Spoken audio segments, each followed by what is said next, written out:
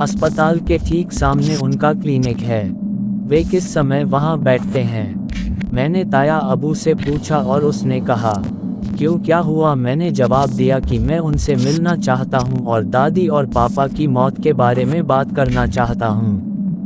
पता सुल्ताना के पास है। वे बहुत अच्छे इंसान हैं, बहुत दयालु और मिलनसार हैं। वे पढ़ते भी हैं और अपने मरीजों पर फूंक मारते हैं। ये किसी से कोई पेमेंट स्वीकार नहीं करते, इनका बस एक शौक होता है। यदि आप सुल्ताना से उसका पता प्राप्त करना चाहते हैं और उससे मिलना चाहते हैं तो उससे अवश्य मिलें। मैंने इन बातों का ध्यान रखा। हैरानी की बात यह थी कि इस दौरान सायरा खानम ने मुझे न तो कॉल किया और न ही मुलाकात की। मैं चांद खां की कब्र के बारे में कुछ जानकारी प्राप्त करने के लिए उत्सुक था। मैंने अभी सोचा ही था कि नादिर खान का फोन आया। बोलो साहब, आप कितने व्यस्त हैं? आपने अपने व्यवसाय आदि का ध्यान रखा होगा। मैंने जवाब दिया कि अब कहाँ नादिर सर, सरफराज भाई की वापसी का इंतजार कर रहे हैं। वहाँ के मामलों को निपटाने के बाद फिर वे भविष्य के बारे में सोचते हैं। आप मुझे बताएं, मैं तुमसे मिलना चाहता था, नादिर खान ने कहा। मैंने पूछा कि क्या मुझे पुलिस स्टेशन आना चाहिए? नादिर खान ने कहा, नहीं, यह उचित नहीं होगा। मैं एक होटल का नाम बताता हूँ, अपने ड्राइवर के साथ वहाँ जाओ। उन्होंने कहा कि मुझे समय बताओ, तुम उन्हें कहो। मैंने कहा था, तो 1 घंटे बाद आना। क्या आपका ड्राइवर उपलब्ध है? हाँ, मैं फ़ोन करता हूँ, मैंने कहा और कैसर खान को फ़ोन किया और उसे मोबाइल फ़ोन दे दिया। कैसर खान ने सलाम किया और कहा, हाँ बताओ सर, क्या हुक्म है? उधर नादिर खान ने उसे होटल का पता वगैरह जरूर बताया होगा, क्योंकि कैसर खान समझबूझ के चक्कर लगा रहा था। फिर उसने मोबाइल फ़ोन मेरी तरफ बढ़ाया।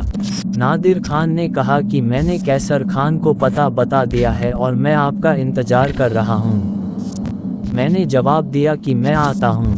मैंने तैयारी में कुछ समय बिताया, कपड़े वगैरह बदले और फिर कैसर खान के साथ चले गए। सादे कपड़े पहने नादिर खान होटल में मेरा इंतज़ार कर रहा था। इस व्यक्ति से वास्तव में अपनेपन का एक बड़ा एहसास था। मैं उनसे बड़े उत्साह के साथ मिला। नादिर खान मेरी ओर देखकर मुस्कुराया और बोला, मुझे बताएं कि बहरीन में चीज़ें कैसी चल रही हैं। मैंने जवाब दिया कि मैं वहाँ साधारण जीवन जीने के अलावा कुछ नहीं कर रहा हूँ। मेरे पिता और भाई काम कर रहे थे और मैं जीवन का आनंद ले रहा था। नादिर खान ने पूछा कि क्या आपको लाहौर से प्यार हो गया? मैंने जवाब दिया, हाँ, मेरा दिल गिर गया है, लेकिन मुझे अपने पिता की बहुत याद आती है। नादिर खान ने कहा कि आप इस कमी को कभी नहीं भूल सकते। अपना मनोरंजन करने के लिए चीज़ें हैं। खैर, आपके पारिवारिक मामलों में थोड़ा बहुत दखल देने के लिए मुझे बहुत खेद है। बोलो साहब, मैं मुस्कुराया और कहा। नादिर खान ने चाय वगैरह मंगवाई थी। उसने चाय की छोटी छोटी चुस्की लेते हुए कहा, अगर आपको लगता है कि उस दिन ताहिरा खानम ने मेरे साथ जो बेइज्जती की उसे मैंने बर्दाश्त किया, तो कृपया इसे अपने दिल से निकाल दें। मैं मुस्कुराया और नादिर खान की तरफ देखा और कहा, और कुछ दिल में ना हो तो क्या किया जाए? नादिर खान ने कहा, मैं आपसे गंभीरता से बात करना चाहता हूँ। यह करो नादिर खान ने कहा कि ताहिरा खानम ने उस दिन चांद खान के बारे में जो कुछ कहा उसे जरूर सुना होगा। मैं आपको विश्वास दिलाता हूँ कि मैंने चांद खान को थप्पड़ तक नहीं मारा। बेशक मैंने उनसे उस फ्लैट के बारे में पूछा और उन्होंने इनकार किया कि वह कभी वहां गए थे, जबकि कुदसी साहब ने उसे देखकर कहा कि यह शख्स चांद खान है और वह फ्लैट पर आया करता था।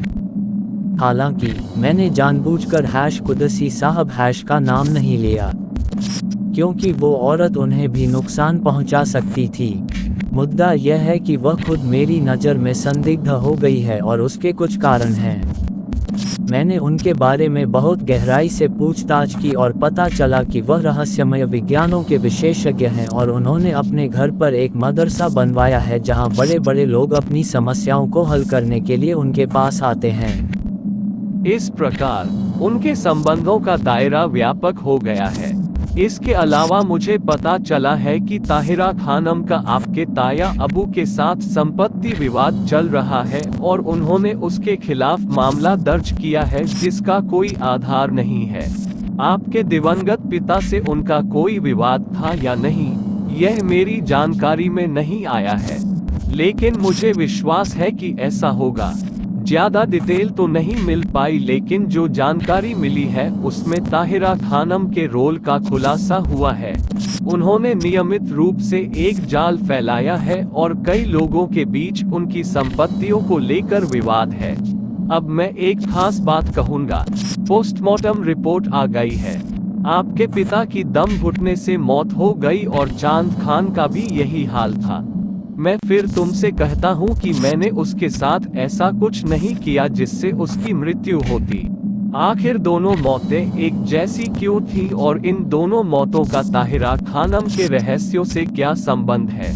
मैं ताहिरा खानम को ऐसे नहीं छोड़ूंगा।